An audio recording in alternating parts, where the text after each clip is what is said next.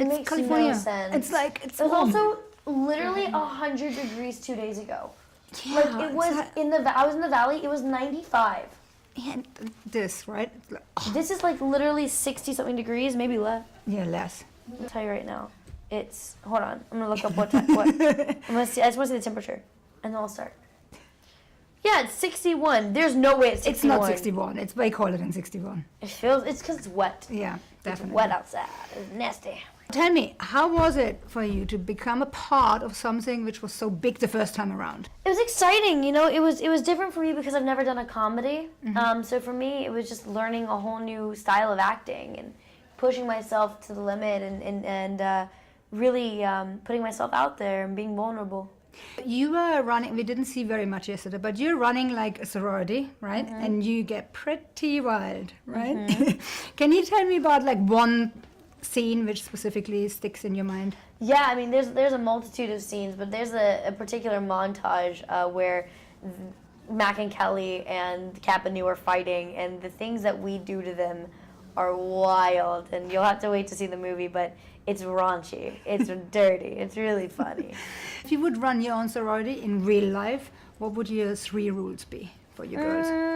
I don't know, probably, honestly, my sorority would be so like fun in the sense of like we would just have like really dope conversations, and I would want it to be super artistic and super cool and very free.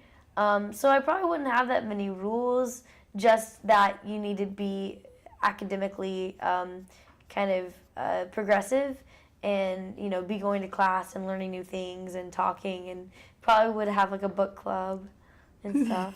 I'm a dork, so it'd be nerdy stuff like that. I saw one scene yesterday where your dad was pretty strict with you and he had to talk with you. Yes. So now, how about in your real life? Was your dad really strict with you, or was it more I think you had 4 older brothers, right? Yeah, I was raised with a single mom, so my mom kind of took the heavy in being my mother and my strict father figure too, and my brothers really helped in backing her up. So you know, I didn't get that reprimanded too badly because I'm kind of a pretty easygoing kid. I never really pushed too many boundaries. But your brothers, I'm sure, are very protective over you. Very protective, yes, so protective. They are my fathers. There's so many of them. Crazy. You never went to public high school or college or anything like that. Now, if you had a day now you could pull in, like what would it be, what would you have from, you know, what you missed out on the public schools? Prom. I would make like prom happen, and I don't know, college orientation. That sounds so depressing, but I kind of would love to like be at a college orientation. I've gone to so many graduations. I've gone to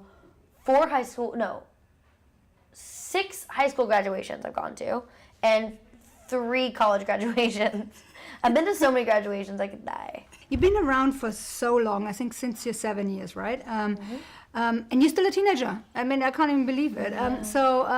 Can you tell me like the best part of still being a teenager, and can you tell me the worst part of still being a teenager? The worst part is being so close to being an adult, but you're not, because you're still a kid. So it's like this weird interim period when you're not really old enough to be on your own, and you don't want to be on your own because you're still scared, and you're not young enough to be considered a child, so you still have like responsibilities but not enough responsibility. It's very strange. And then I don't know, the best thing is that, you know, you can get away with stuff. I mean, you can kind of make mistakes and do it under the guise of being a kid still. Kind of. A little bit. Do you feel like sometimes it's like, you know, you still like you have so much responsibilities already? Like, do you feel like that? Not really. I mean, I feel like I've kind of always had responsibilities in my life, but I'm my hardest critic. You know, I'm really hard on myself. I'm really I'm hard to please in terms of literally myself and my career and what I do. So a lot of the pressure that's put on me is self-inflicted. How is it these days of, you know, in a public eye, growing up in a public eye in a time of social media, you're a role model of so many girls. You know, how is it? Because, I mean, everything I read and see about you is great. I mean, is there a lot of pressure for you to represent that? And yeah, I mean, you know, there's a lot of pressure not to mess up. There's pressure not to make a fool out of yourself by saying you're a role model and then going and not being a role model. Mm-hmm. So the thing for me is that, if I speak about it in the press, I don't speak out of turn.